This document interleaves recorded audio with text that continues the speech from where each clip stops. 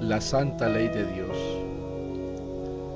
Los 10 mandamientos nos dicen, ¿harás o no harás? Son 10 promesas que se nos otorgan si rendimos obediencia a la ley que gobierna el universo. No hay precepto moral que se encuentre en alguna parte de la Biblia que no esté grabado con el dedo de Dios en su santa ley sobre las 2 tablas de piedra. Los 4 primeros mandamientos presentan al hombre su deber de servir al Señor nuestro Dios con todo el corazón, con toda el alma, con toda la mente y con todas las fuerzas.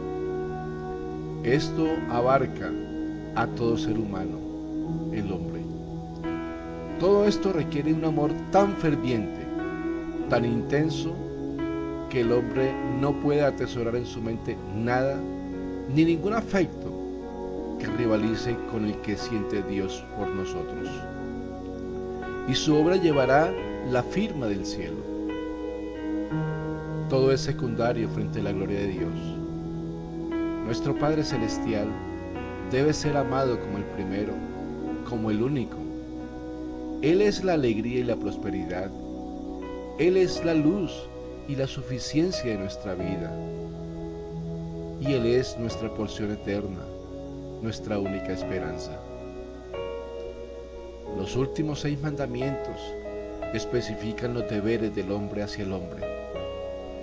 Cristo no dijo, tolera a tu prójimo, sino amarás a tu prójimo como a ti mismo. El Señor requiere que tratemos a nuestros prójimos como Él nos trata. Hemos de ser pacientes, bondadosos, aun cuando no lleguen a lo que esperamos de cada ser humano con los cuales nos relacionamos.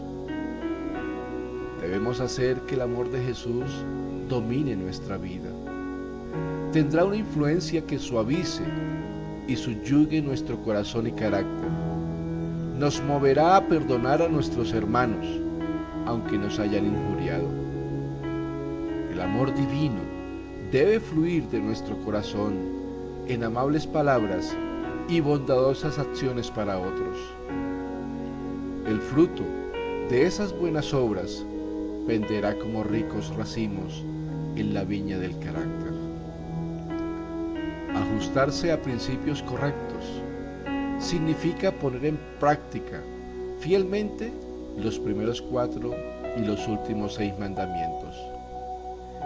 En obediencia a estos mandatos divinos, comemos la carne y bebemos la sangre de Cristo, apropiándonos de todo lo que incluye la expiación llevada a cabo en el Calvario. Cristo permanecerá al lado de todos los que lo recibamos como Salvador. A cada uno nos dará poder para convertirnos en hijos de Dios. Y aquel Verbo fue hecho carne y habitó entre nosotros, y vimos su gloria, gloria como del unigénito del Padre, lleno de gracia y verdad. Primer mandamiento: no tendrás dioses ajenos delante de mí. Aunque en forma diferente, la idolatría existe en el mundo cristiano de hoy, tan ciertamente como existió entre el antiguo Israel en tiempos de Elías. El Dios de muchos así llamados sabios, filósofos, poetas, políticos, periodistas, el Dios de los círculos selectos y de la moda, de muchos colegios y universidades, y hasta de muchos centros de teología, etc., no es mucho mejor que Baal, el dios del sol de los fenicios. Ninguno de los errores aceptados por el mundo cristiano ataca más atrevidamente la autoridad de Dios. Ninguno es de tan perniciosos resultados como la doctrina moderna que tanto cunde, de que la ley de Dios ya no es más de carácter obligatorio para los hombres. Aunque el pacto fue hecho con Israel como un todo, el uso de una forma singular del verbo muestra que Dios se dirigía a cada individuo de la nación. y le requería obediencia a la ley. No era suficiente la obediencia colectiva. Para todos los tiempos, los 10 mandamientos dirigen su exhortación a la conciencia de cada ser humano y gravitan sobre ella. Ezequiel 18, 19 y 20 dice lo siguiente: y si dijereis, ¿por qué el Hijo no llevará el pecado de su Padre? Porque el Hijo hizo según el derecho y la justicia, guardó todos mis estatutos y los cumplió, de cierto vivirá. El alma que pecare, esa morirá. El Hijo no llevará el pecado del Padre, ni el Padre llevará el pecado del Hijo. La justicia del justo será sobre él, y la impiedad del impío será sobre él. La frase escrita, delante de mí, literalmente quiere decir delante de mi faz. Esta forma idiomática hebrea con frecuencia significa también además de mí, en adición a mí o en oposición a mí.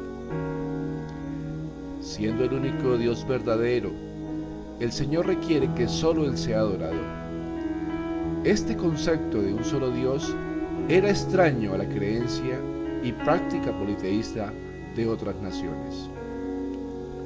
Dios nos exhorta para que lo coloquemos delante de todo lo demás, que lo coloquemos primero en nuestros afectos y en nuestras vidas, en armonía con el requerimiento que hizo nuestro Señor en el Sermón del Monte. Mateo 6:33 nos dice: mas buscad primeramente el reino de Dios y su justicia, y todas estas cosas os serán añadidas. La sola creencia no basta, ni aun el reconocimiento de que Él es el único Dios. Le debemos una lealtad total, de todo corazón, una consagración como un ser personal, a quien tenemos el privilegio de conocer, amar, en quien confiar y con quien podemos tener una comunión bendita. Es peligroso depender de algo que no sea Dios, ya sea riqueza, conocimiento, posición o amigos.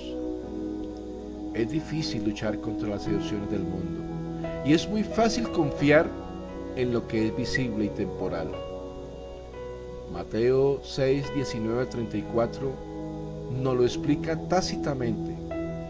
Primero nos explica en los versos 19, 20 y 21 sobre los tesoros en el cielo. No os hagáis tesoros en la tierra, donde la polilla y el orín corrompen, y donde ladrones minan y hurtan, sino haceos tesoros en el cielo, donde ni la polilla ni el orín corrompen, y donde ladrones no minan ni hurtan, porque donde esté vuestro tesoro, allí estará también vuestro corazón. El verso 22 y 23 nos habla sobre cuál es la lámpara del cuerpo. La lámpara del cuerpo es el ojo. Así que si tu ojo es bueno, todo tu cuerpo estará lleno de luz.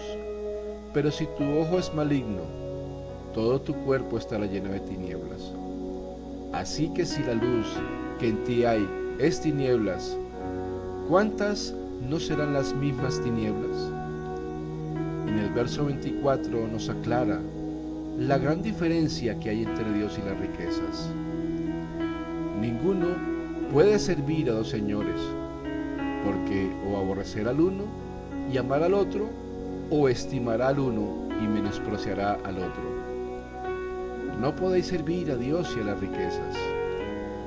Del verso 25 al verso 34 nos habla sobre el afán y la ansiedad. Por tanto os digo, no os afanéis por vuestra vida, qué habéis de comer o qué habéis de beber, ni por vuestro cuerpo, qué habéis de vestir. ¿No es la vida más que el alimento y el cuerpo más que el vestido? Mirad las aves del cielo, que no siembran, ni siegan, ni recogen en graneros, y vuestro Padre Celestial las alimenta. ¿no valéis vosotros mucho más que ellas? ¿Y quién de vosotros podrá, por mucho que se afane, añadir a su estatura un codo? Y por el vestido, ¿por qué os afanáis? Considerad los lirios del campo, cómo crecen. No trabajan ni hilan, pero os digo que ni aun Salomón, con toda su gloria, se vistió así como uno de ellos. Y si la hierba del campo que hoy es, y mañana se echa en el horno, Dios la viste así, ¿no hará mucho más a vosotros, hombres de poca fe? No os afanéis pues diciendo, ¿qué comeremos o qué beberemos o qué vestiremos? Porque los gentiles buscan todas estas cosas, pero vuestro Padre Celestial sabe que tenéis necesidad de todas estas cosas. Mas buscad primeramente el reino de Dios y su justicia, y todas estas cosas os serán añadidas. Así que no os afanéis por el día de mañana, porque el día de mañana traerá su afán.